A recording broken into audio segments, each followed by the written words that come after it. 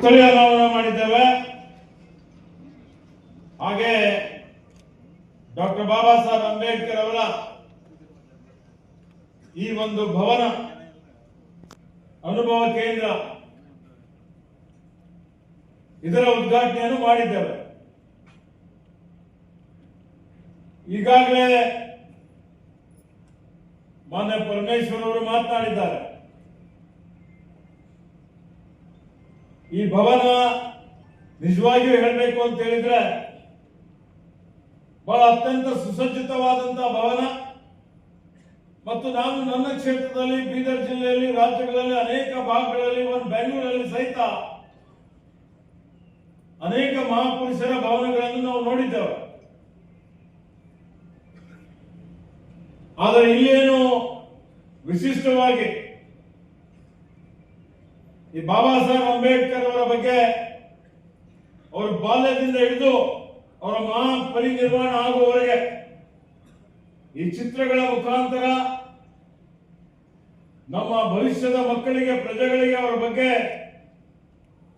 ತಿಳುವಳಿಕೆ ಕೊಡುವಂತ ಒಂದು ಆಲೋಚನೆಯನ್ನು ಮಾಡಿದ್ದಾರೆ. ಅದರ ಜೊತೆಯಲ್ಲಿ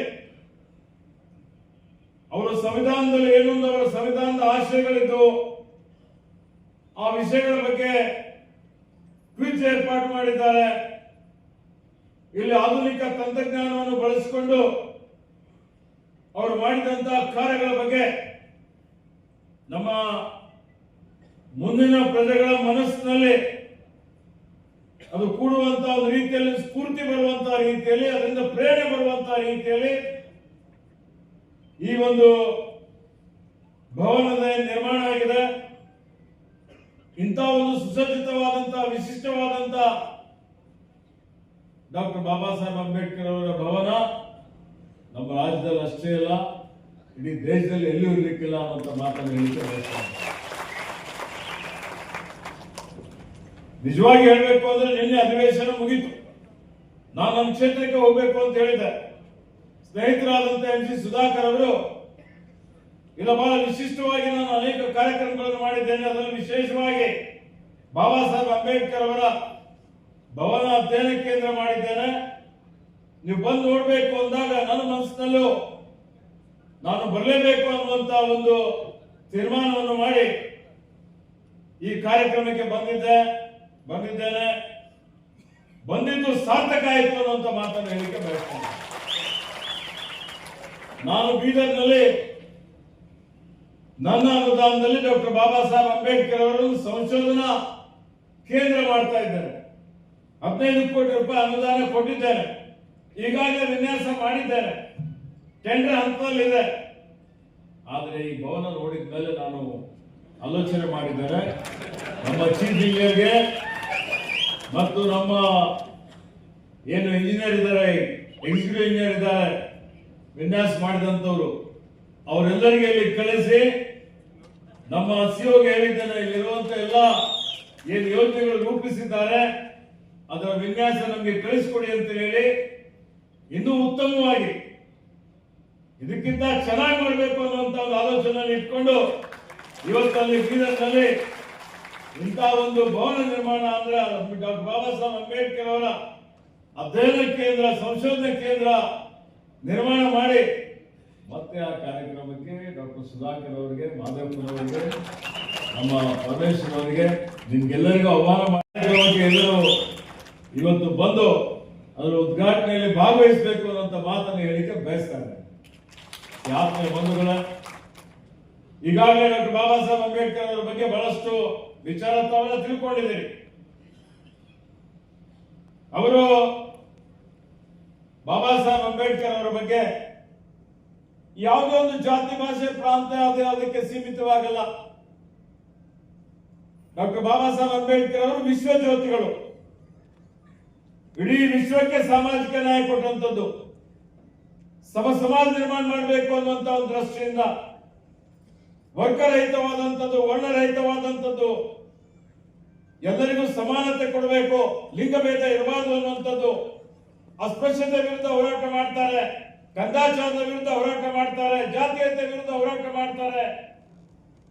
ಇವತ್ತು ಬಾಲ್ಯದಿಂದಲೇ ಅನ್ಯಾಯಗಳನ್ನು, ಅಸಮಾನತೆಯನ್ನು, ಇವತ್ತೆಲ್ಲ ಅವಮಾನಗಳನ್ನು ಎಲ್ಲವನ್ನೂ ಎದುರಿಸಿ ಇವತ್ತು ಒಂದು ಸ್ವಾಭಿಮಾನದ ಸಮಾಜ ನಿರ್ಮಾಣ ಮಾಡಬೇಕು ಅನ್ನುವಂತ ಒಂದು ಸಂಕಲ್ಪವನ್ನು ಇಟ್ಟುಕೊಂಡು ಇವತ್ತು ಬಹಳ ಅತ್ಯಂತ ಕಠಿಣ ಪರಿಶ್ರಮ ಮಾಡಿ ಅಧ್ಯಯನ ಮಾಡಿ ಇವತ್ತು ನೋಡಿ ಅವ್ರು ಒಂದು ಕ್ಷೇತ್ರದಲ್ಲ, ಒಬ್ಬೊಬ್ಬರು ಮೇಧಾವಿಗಳಿದ್ದಾರೆ, ಒಂದೊಂದು ಕ್ಷೇತ್ರದಲ್ಲಿ ಅವರು ವಿಜ್ಞಾನಿಗಳಾಗಿದ್ದಾರೆ. ಡಾಕ್ಟರ್ ಬಾಬಾ ಸಾಹೇಬ್ ಅಂಬೇಡ್ಕರ್ ಅವರು ತತ್ವಶಾಸ್ತ್ರ ಇರ್ಬೋದು, ರಾಜ್ಯಶಾಸ್ತ್ರ ಇರ್ಬೋದು, ಸಮಾಜಶಾಸ್ತ್ರ ಇರ್ಬೋದು, ಅರ್ಥಶಾಸ್ತ್ರ ಇರ್ಬೋದು, ಎಲ್ಲಾ ಕ್ಷೇತ್ರಗಳಲ್ಲಿ ಸಾಕಷ್ಟು ಆಳವಾದಂತ ಒಂದು ಅಧ್ಯಯನವನ್ನು ಮಾಡಿ ಇವತ್ತು ಯಾವುದೇ ಎದುರಾಳಿ ಬಂದು ಮಾತನಾಡಿದ್ರು ಬಹಳ ತರ್ಕಬದ್ಧವಾಗಿ ಅವರಿಗೆ ವೈಜ್ಞಾನಿಕತೆ, ವೈಚಾರಿಕತೆ ಆಧಾರದ ಮೇಲೆ ಅನಿಷ್ಟಗಳೆಲ್ಲವನ್ನೂ ನಿವಾರಣೆ ಮಾಡಿ